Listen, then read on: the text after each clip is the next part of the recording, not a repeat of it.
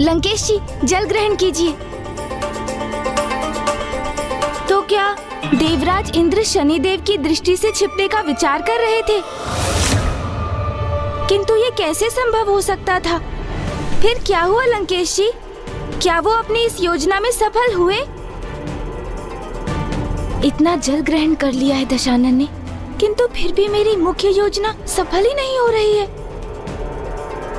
कदाचित मुझे शीघ्र कोई अन्य युक्ति भी सोचनी होगी।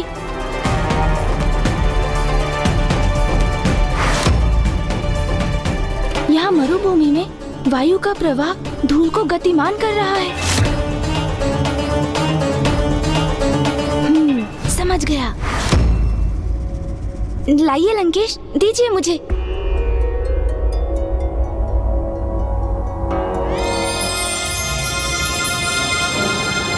आपने अभी क्या प्रश्न किया था गौरीपुत्र? नहीं, इंद्रदेव, क्या वो? देवराज इंद्र दृढ़ निश्चय ले चुके थे कि वो शनिदेव को छलकर ही रहेंगे, और उधर शनिदेव देवराज इंद्र पर अपनी दृष्टि डालने के लिए अपने निर्णय पर अड़िग थे।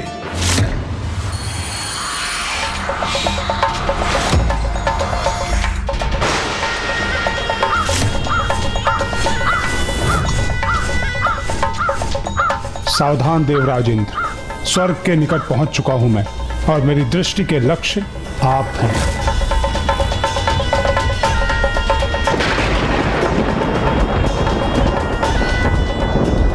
मुझे शीघ्रता करनी होगी। शनिदेव यहाँ पहुंचने ही वाले हैं।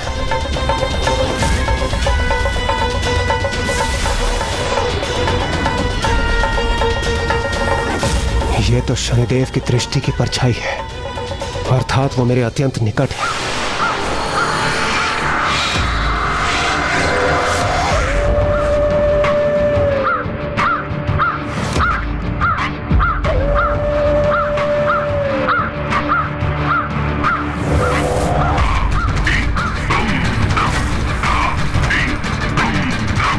काक, अर्थात शनिदेव के वाहन का स्वार, कहीं वो यहाँ पहुंच तो नहीं गए। मुझे शीघ्रता करनी होगी। मुझे अपनी दिशा परिवर्तित करनी होगी, जिससे मैं उन्हें भ्रमित कर सकूं।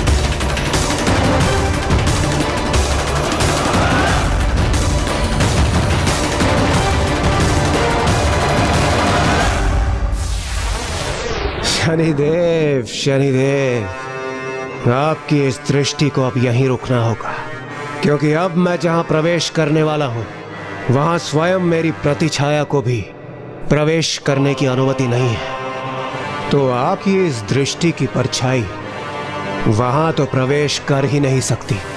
देखिए, सुरक्षित हो रहा हूं मैं आपकी इस दृष्टि की परछाई से।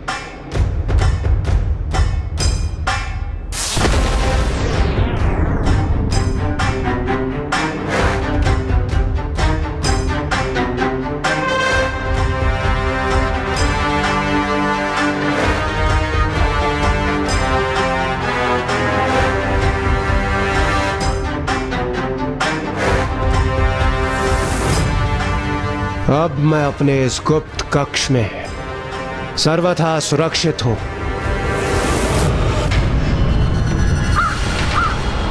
ये सर्वथा अनुचित है। देवराज इंद्र, आप मेरी दृष्टि से छिप नहीं सकते। मेरी दृष्टि सभी के लिए समान है। इसके प्रभाव से कोई नहीं बच सकता।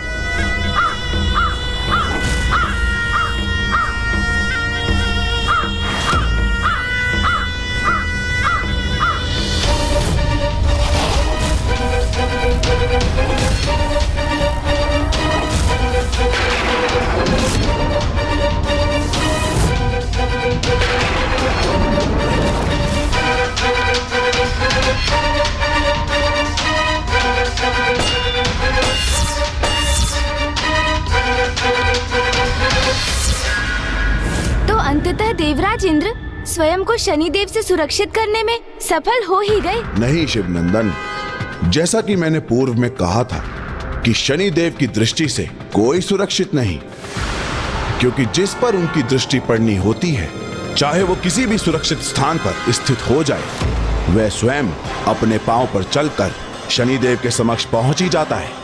वो स्वयं पहुंच जाता है उनके समक्ष, अर्थात इंद्रदेव जिन्होंने स्वयं को छिपाने के इतने प्रयास किए, वो भी शनिदेव के समक्ष आ गए।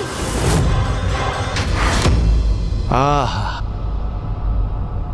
कितनी अद्भुत शांति है यहाँ। अब मेरे इस कक्ष में कोई प्रवेश नहीं कर सकता। शनिदेव तो क्या उनकी कुदृष्टि भी नहीं। मुझे अपनी समस्त चिंताओं को त्याग कर कुछ समय विश्राम कर लेना चाहिए।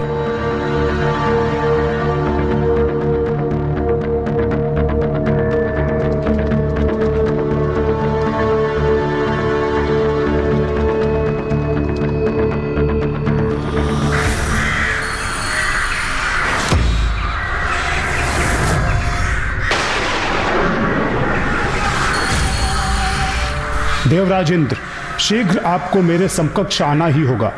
आप कहीं भी क्यों न छुपे हों, आपका भाग्य मेरी दृष्टि के समकक्ष आपको ले ही आएगा।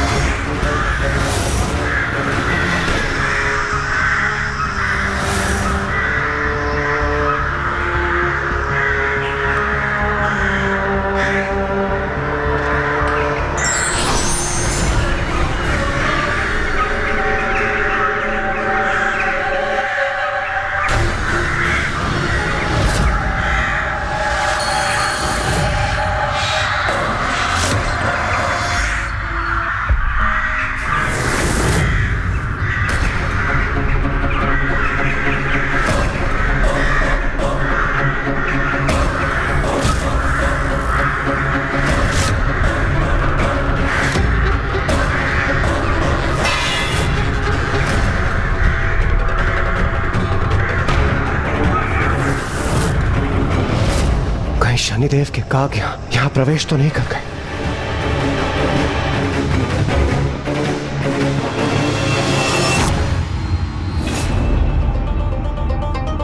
यहाँ तो सब कुशल है। कदाचित ये मेरा भय है जो भ्रम का रूप ले रहा है। यहाँ तो कुछ भी नहीं है। ये अवश्य मेरा भ्रम ही था। भ्रम।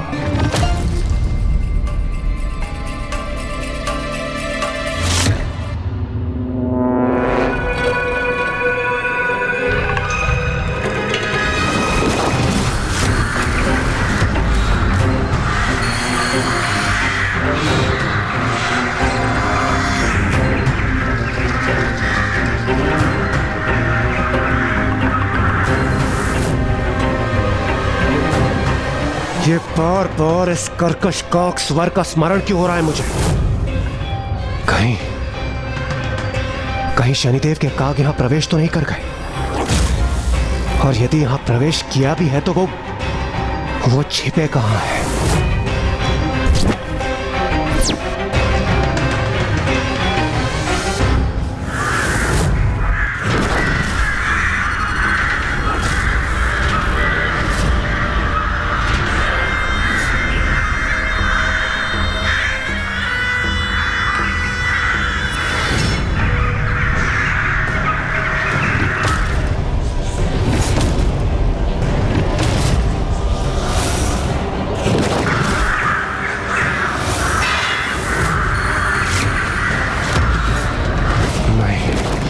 मैं यहाँ सुरक्षित नहीं हूं मैं सुरक्षित। मुझे कुछ करना होगा।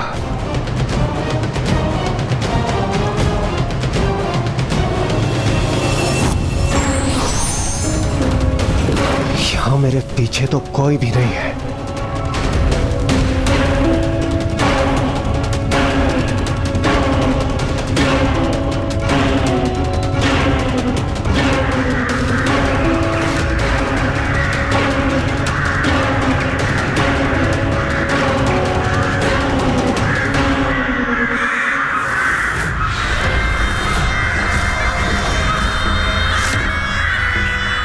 शनिदेव,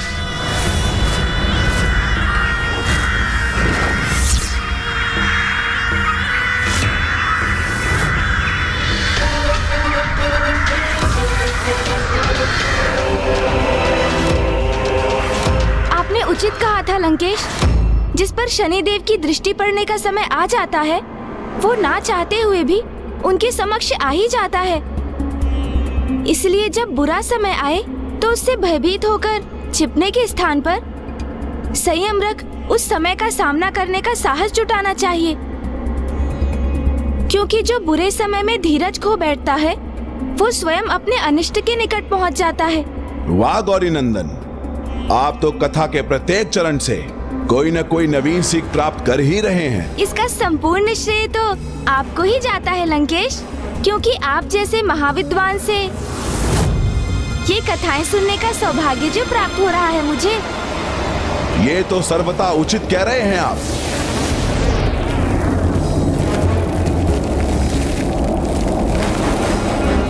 यहाँ वायु का वेग अचानक इतना प्रचंड कैसे हो रहा है?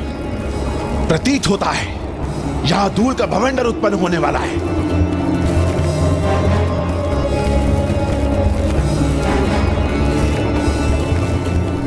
तो क्या इस बवंडर को देखते हुए कुछ समय के लिए हमारा यहाँ रुकना उचित नहीं होगा लंकेश जी? नहीं, ऐसा कोई भवंडर नहीं जो लंकेश रावण को रोक सके। और वैसे भी साधारण भवंडर का क्या भय जो कुछ ही समय में शांत हो जाएगा। वास्तविक भवंडर तो शनिदेव की दृष्टि देवराज इंद्र पर आया था, जो उनके सभी संकेतों को नकारते रहे, और जो होने वाला था उसे कोई नहीं टाल सकता था।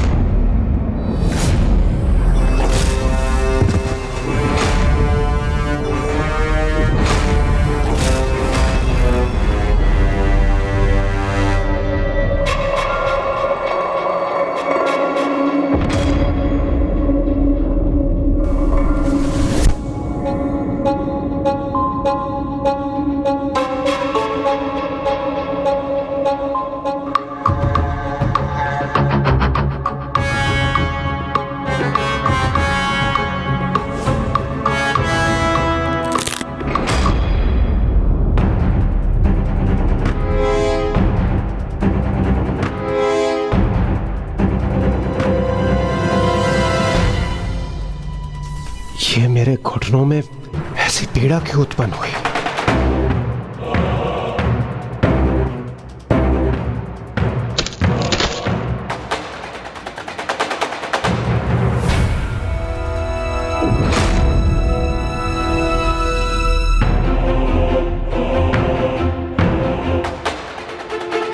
प्रणाम गुरुदेव। प्रणाम देवगुरु।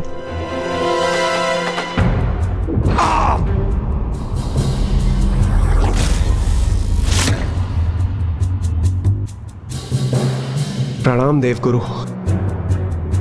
अन्य सभी देवता अपने गुरु अर्थात मेरे सम्मान में अपने स्थान पर खड़े हो गए, किंतु इंद्रदेव ये कैसी घृष्टता कर रहे हैं?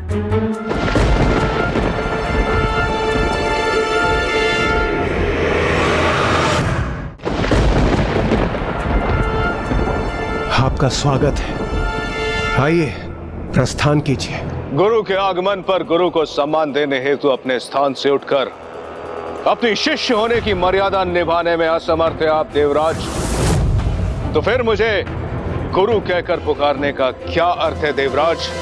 नहीं नहीं देवगुरु, वो मैं... क्या आप भूल गए कि गुरु का सम्मान कैसे किया जाता है? अथवा ये भूल गए कि मैं देवगुरु आपका भी गुरु हूं? नहीं नहीं गुरुदेव, मैं कुछ नहीं भूला हूं। ना मैं आपका स्थान भूला हूं और ना ही आपका सम्मान, किंतु मेरा विश्वास कीजिए, मेरे घुटनों में अपार पीड़ा हो रही है, जिस कारण मैं उठने में असमर्थ हूं। बस देवराज,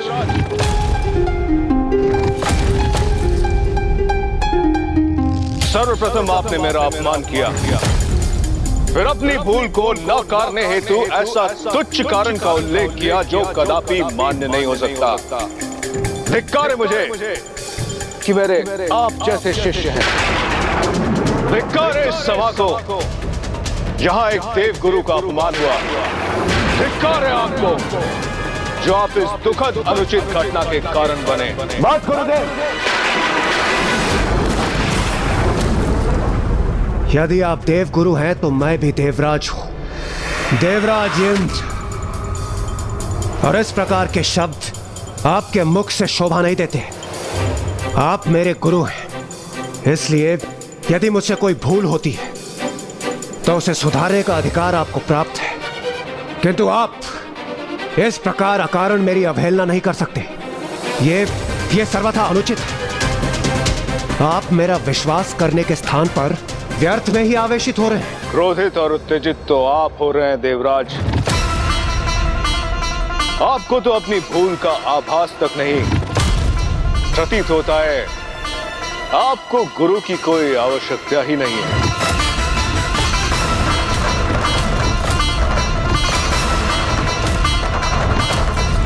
जहां सम्मान न प्राप्त हो वहां एक क्षण भी रुकना मृत्यु से भी अधिक कष्टकारी होता है। इसीलिए मैं देव गुरु बृहस्पति संपूर्ण सभा के समक्ष देव गुरु पद का परित्याग करता हूं।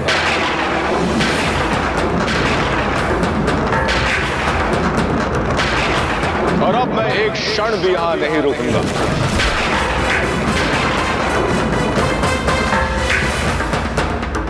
नहीं देवगुरु, नहीं देवगुरु, ऐसा अनर्थ मत कीजिए गुरुदेव। आप क्या कह रहे हैं गुरुवर? अपने क्रोध को शांत कीजिए गुरुदेव। हमारा परित्याग करने का अनर्थ मत कीजिए गुरुदेव। रुक जाइए, रुक जाइए। देवगण,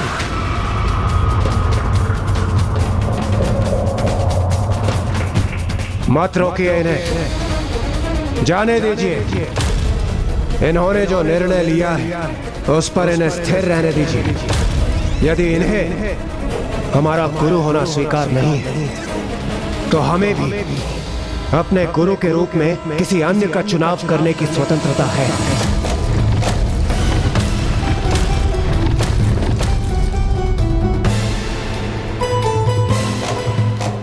गुरुदेव, इंद्रदेव के वचनों को अन्यथा मत लीजिए, रुक जाइए। हाँ गुरुदेव, रुक जाइए।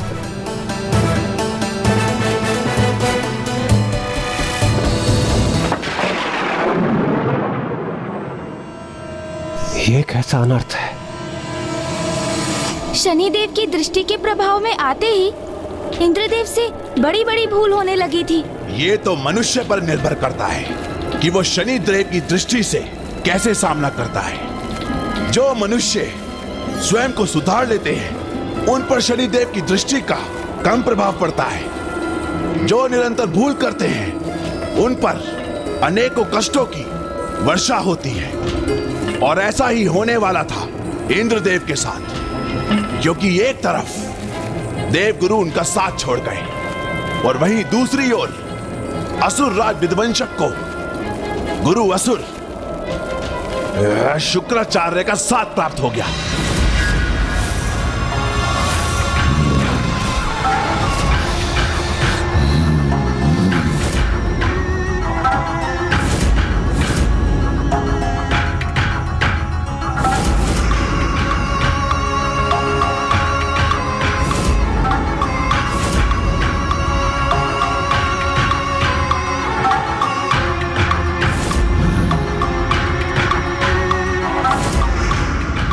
असुर गुरुदेव,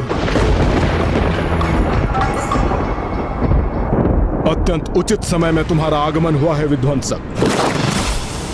स्वर्ग लोक पर आक्रमण करने का सर्वोत्तम समय है ये, क्योंकि गुरु विहीन हो चुके देवगण उचित दिशा निर्देश के अभाव में अवश्य भूल करेंगे। मुझे ज्ञात है तुम अपने अस्त्र से शत्रु के अस्त्रों की शक्ति भी सोखने में और उस शक्ति को स्वयं में विलय कर अत्यधिक शक्तिशाली बनने में सक्षम हो।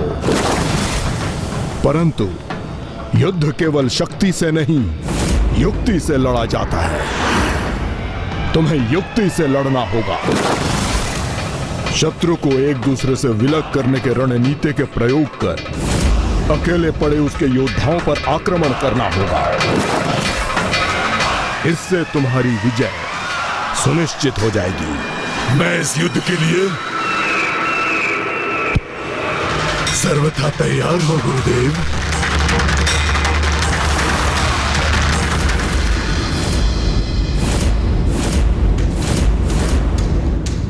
देवराज इंद्र ने तो अपने गुरु के आदेश का पालन नहीं किया, किंतु दूसरी ओर असुरों ने अपने गुरु के दिए आदेश का पालन किया। सभी दिशाओं से स्वर्गलोक पर आक्रमण किया।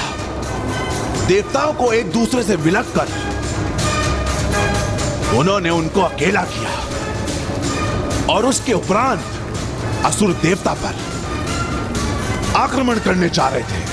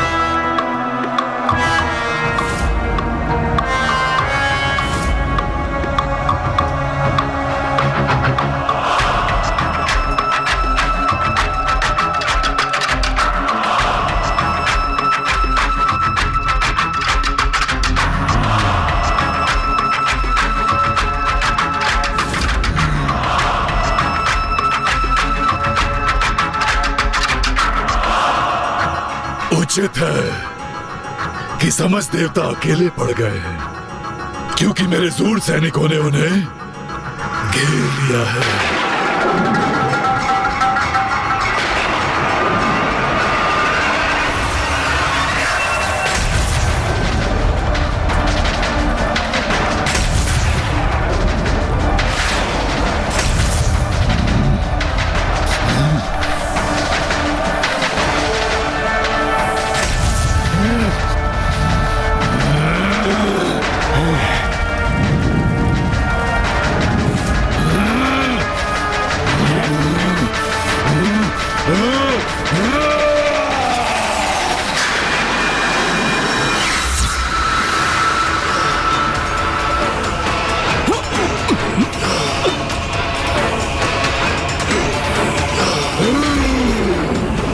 ये हमारे दिव्य अस्त्र जड़ कैसे हो गए? हम इन असुरों पर आक्रमण करने में असमर्थ क्यों रहे हैं?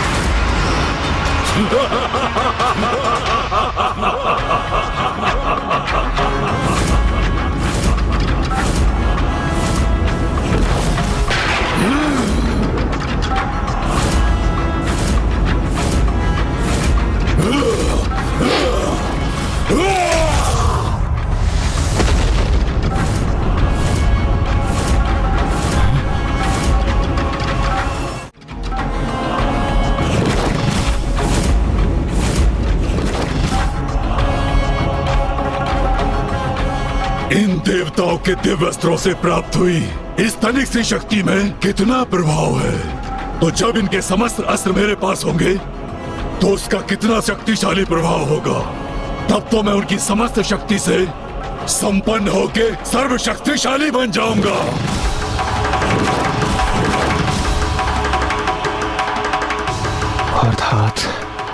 अर्थात ये दुष्ट अपनी शत्रु की शक्तियों को सोख लेता है, तभी तो ये हमारी ही शक्तियों से स्वर्गलोक के द्वार को ध्वस्त करने में सफल हुआ है। स्वर्गलोक पर अब हमारा आधिपत्य है। अब शीघ्र इन देवताओं से उनके अस्त्र छीनकर उन्हें हमारे सामने उपस्थित करो।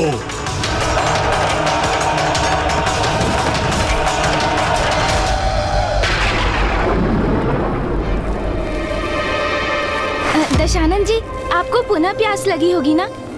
किंतु मुझे बताइए कि फिर क्या हुआ? क्या वो शक्तिशाली असुर देवताओं के अस्त्र छीन सके? जल ग्रहण कीजिए लंकेश जी। चतुर गणेशा। मुझे तो पूर्ण विश्वास है लंकेश कि बलशाली असुर विध्वंसक के समक्ष तो देवता अपने घुटने टेकने पर विवश हो गए होंगे और असुर राज ने देवताओं से अस्त्र प्राप्त कर ही लिए होंगे। नहीं, इसके पूर्व वो असुर देवताओं तक पहुंच पाते, देवराज इंद्र ने उनकी योजना को प्राप्त कर आकाश की ओर बढ़कर वहां से निकल गए।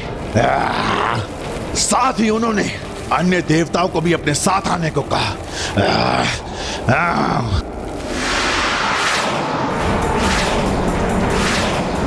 पीछा करो इन देवताओं का, चले मत दो इनको, मुझे अस्त्र चाहिए इनके।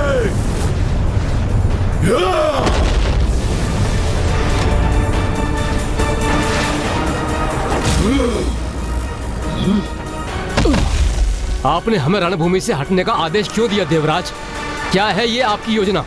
अग्निदेव, वो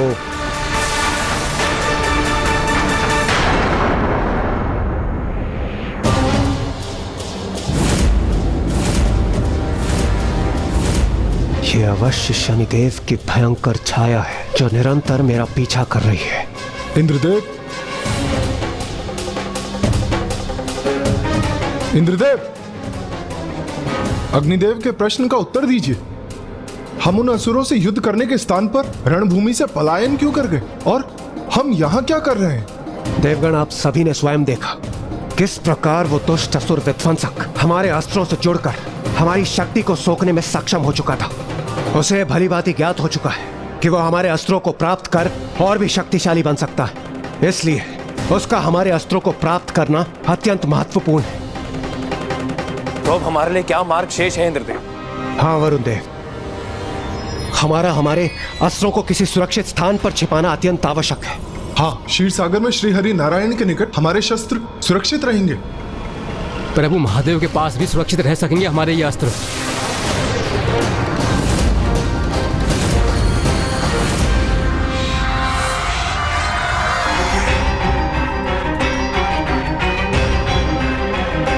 ऋषि दधीचि, वो ही हमें हमारे अस्त्रों को छिपाने में हमारी सहायता कर सकते हैं। देवगुरु बृहस्पति की अनुपस्थिति में हमारे दिव्य अस्त्र अब ऋषि दधीचि के पास ही सुरक्षित रह सकते हैं। चलिए देवगण।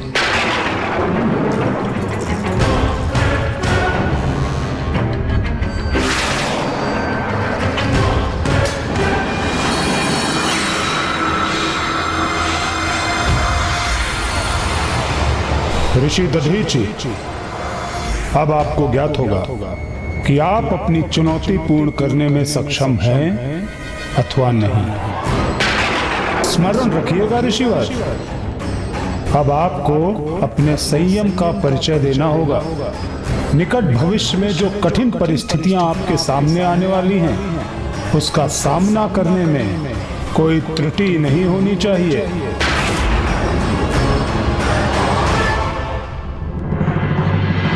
शनिदेव ने आप पर अपनी दृष्टि का प्रभाव किया है, फिर भी स्वामी आप ऐसे आनंदित प्रतीत हो रहे हैं जैसे आपको कोई चिंता ही नहीं।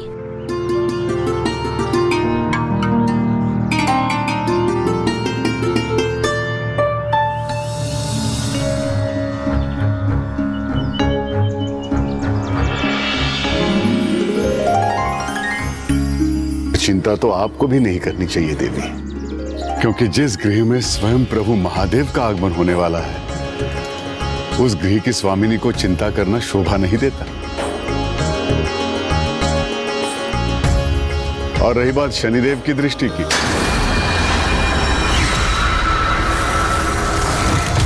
तो वो अपना कार्य कर रहे हैं और मैं अपना कर्म करता रहूंगा। मुझे भला किस बात का भय है? अन्य सभी विचारों से मुक्त होकर हमें मात्र और मात्र हमारे भावी पुत्र के विचारों में ही लीन रहना चाहिए, क्योंकि पुत्र रूप में स्वयं महादेव का आगमन जो होने वाला है ये कैसी परिस्थिति बन रही थी लंकेश? पूर्व में ऋषि दधीची ने शनिदेव को चुनौती दी और अब इंद्रदेव, जिन पर शनिदेव की दृष्टि पड़ने वाली थी, वे ऋषि दधीची के पास स्वयं ही आ रहे थे। ये किस प्रकार का समीकरण बनने जा रहा था इनके मध्य लंकेश?